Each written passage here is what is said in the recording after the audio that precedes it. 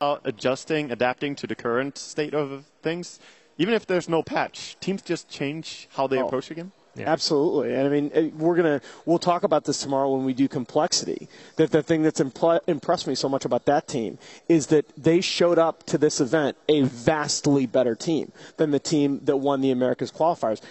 You just haven't seen the same improvement from Hot Six. And in this environment where these players are so good, these teams are working so hard, if you're not improving, you're going to lose. Yeah, and the differences, just to put it into context, are minute differences of improvement. We're talking about players who are probably at 99%, all of them, and then it's like a 0.5% sway between a great player and an average top player. And so a 0.1 improvement is actually quite a big improvement, isn't it? The bigger improvement is, more measurable as a team, like how you figure things out. So as an individual player, I think many of the players here at TI who have been knocked out already are good enough to win. It's just, team game. We are still waiting for the players to be in the booths and getting ready for the draft. But while we're doing that, why don't we take a look at tomorrow's state of play, because we do have some phenomenal games. Alan already mentioned the fact that we have complexity in action. Now, for me, as an esports fan for the last 15 years or so, that first match, Evil Geniuses versus Complexity, is absolutely amazing. I get goosebumps thinking about how cool that is. We'll tell you why it's so cool tomorrow as well, but suffice to say, without ruining it and without spoilers, there is plenty of needle between these two organisations and the sets of players, so it's absolutely brilliant. Team Secret are also involved tomorrow, but now it's back to the arena where the teams are coming out into the key arena to take place in the booths for the final time this evening, our last match and the final game of lower brackets, because this is the last best of one, the last chance saloon for both sets of teams. Man, and it just makes me emotional just watching this kind of footage and realizing, this might be the last time that you see Burning on a TI stage. It might be the last time you see Chuan or Ferrari. These guys are legends of the game, and their contributions will live on, but they're playing for their lives tonight. Yeah, enjoy, appreciate, cheer loudly, because it might be the last time you get to do so for your heroes. They'll get settled in. We'll get ready for the draft very shortly. We've still got a little bit of time to talk about MVP, Hot Six, and IG as well. With relations to the group stages, was it... No, actually, let me rephrase this. It was a surprise to see IG not do so well. Well, IG had their issues before, and they did manage to take a series over C9 at ESL, but just increasingly in recent months they haven't gelled as a team. And in the past I've kind of picked on Luo's inconsistency a little bit on the off lane, but really increasingly this has looked like a collection of insanely talented players, but not a team, right? I want to ask Merlini. I think they admitted that, though, as well, didn't they? Absolutely. They said they made the investment, they brought the great players in, it hasn't worked. Right. I wanted you brought something up earlier, though, Ben, that I really want to explore a little deeply. I feel like Hot Six have to go outside the box to win here. I feel like unless they show up a drastically different team than we've seen so far at this event, I feel like they have to pull out something that we haven't seen before. If you're drafting in that mentality, especially in the best of one, what are you looking to exploit against IG? I think you try and exploit their tendency to put Burning on a super farm-heavy hero. They tend to Naga a lot, not really this patch, but over history they have. And, of course, Anti-Mage. I think Anti-Mage has been a pretty popular pick today, or at least a hero that's been looked at as a very safe strategy to close out a best of one. It's like, okay, the other team, you have to come at us. You have to push high ground, break it before 30, 40, and keep Anti-Mage down for that entire duration, or you're going to lose. Na'Vi didn't end up winning, but still, they had a very, very good shot. And, again, Burning has a set. He is one of the most legendary anti-mages in the game. And I think, I don't know, I really like the Tinker for MP. It didn't work out that well for them in the group stage, but I think it's a hero that they can defend long enough and out-late game IG, which is their best bet, I think. Okay. Yeah. Was definitely curious to see them play Tinker as well, because of the itemization that they went for. Early Aghanims was something that I don't know if we have seen Aghanims at all. It was only like the third or fourth time, and I think the other couple were, I'm sure Knox will pop something up if that hero gets picked, but it was a very unusual build, and I I kind of liked the concept in a way in that game. I mean, it was interesting, and it could have worked, but it didn't. And at the point where it didn't, everyone that I talked to is like, yeah, if you went Hex, maybe you would have won by now. Yeah. You know, like, it's so hard to go for an innovation build because when you lose, you look so stupid. Right. If it works, you look like a genius. And the contrast here, of course, is that MVP, in theory, can go and be a bit crazy with this stuff, but I'm not sure that IG can afford to do anything crazy right now. They need to be pretty safe, pretty sensible, and do what they can do. I mean, I don't think they need to. I mean, quite honestly, you're looking at this game as IG, and you're the better team. I think on paper there's just no arguing that. And I think you go out there and you play your game, and you maybe expect them to do something a little bit. But I expect a very conservative draft out of IG, not giving too much away early and saving some of those counter picks for the end. Okay. What sort of picks are we looking at, do you think, for IG?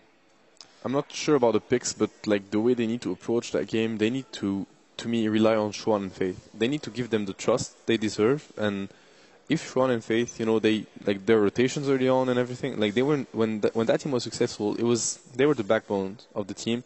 You can always expect Ferrari and Burning to perform even low. Like they will, they will deliver. Yeah. So it's all about Xuan and Faith to me. Okay. The space they get. We've got about 40 seconds to go before the draft starts, so it's predictions time.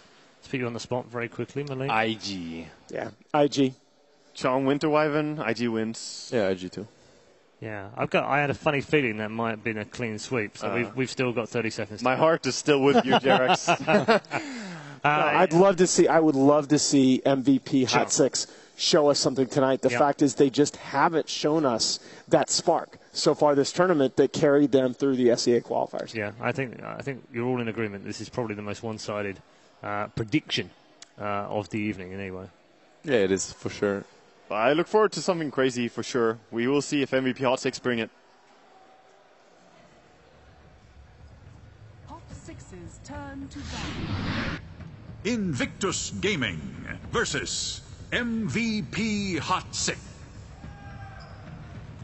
Last chance saloon for the two players, and the two sets of players, and the two teams who are now in the arena for our final game of the night. We've lost 3. We're about to lose a 4th. It's MVP Hot Six versus Invictus Gaming. And we haven't seen a single Lesher. Like, not a single one. The question is, why would you let that hero through? It's only gone through a few times as it is. Hasn't been actually 100% successful when it's gone through either, so it's not like it's... Yeah, but I'm sure we'll talk about this again because we're going to see LGD again. But for me, all you needed to watch is what Maybe did with that hero against Secret, and it's just goodbye. There's going to be a point in the tournament where people are going to need to rely on something, and when you give away Leshak, at least you're sure they're going to first pick it. So that's already a basis to a draft and how to prepare it for a match. So we might see it later, but you're not going to give it away for a best of 1. That's for sure. Yeah, only 13 times it's actually gone through, and it's an 85 win ratio. So not devastating, but reasonable. 61.5% is pretty good. The two main strats that we've seen from IG, I think, is like a really push-heavy strat with DK and Chen are the backbones of that, as well as a 4-protect-1 with burning on Anti-Mage or Naga. Sometimes Spectre, but we haven't seen Spectre picked at all. I think we're going to see them run one of those two. Yeah. I would slightly favor the 4-protect-1 in this scenario. I feel like even though you do expect a bit of a pocket strat, you make MVP come to you. You put the pressure on them to make the plays. Yeah, as we saw versus match versus EG, their late game is a little suspect. Their early game is really, really strong. Yeah. Yeah, I'm looking to both these teams and just thinking about them. And I think Vina is a very high priority target here. And she will be first picked. I barely had time to say it before he even gets... I didn't think he would get first picked, actually. But Jerex loves playing it. And IG also play a really good Lina. Definitely on mid. And they also play a good support Lina. Yeah, I think have I seen MP run that hero mid? I think they run it both as a mid and a support. I wouldn't swear to that. I haven't seen MP on it, but I've seen Jerex and what he can do. In the C qualifiers, he destroyed everyone with this hero. And if I'm not mistaken, Forev has run Lina, and he actually destroyed Vichy Gaming. It's one of the games they won during the group stage, and he went like 20 to something. Like, he did amazingly well with it. They did a safe lane, right? It was safe lane. Yes. Yeah. You know, they have actually four of their players in the last 25 games. He and Forev, Jerex, and MP have all played Lina, so it's a hugely flexible pick. definitely, and that's the Ferrari Radiant SF.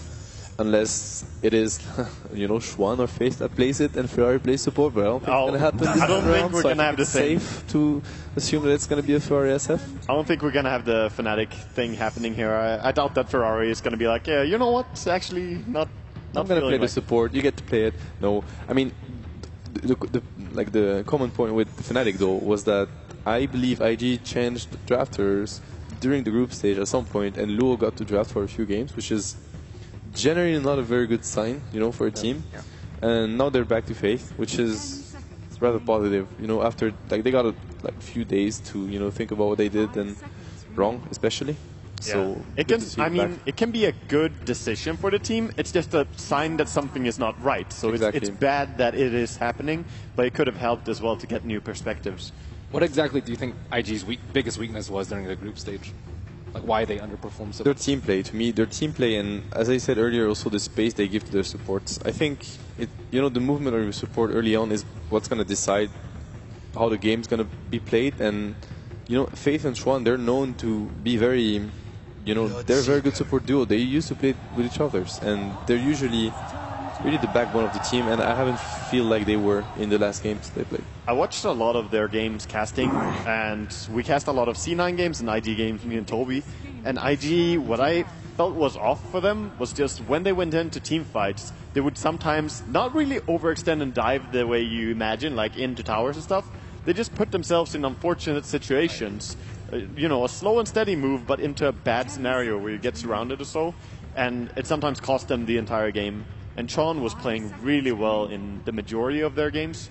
So I would like to mention him as the MVP through the group stage. Yeah, I thought their support rotations have been good, but they just didn't capitalize on that. And that's an issue that we've also seen from C9. And you draw a contest.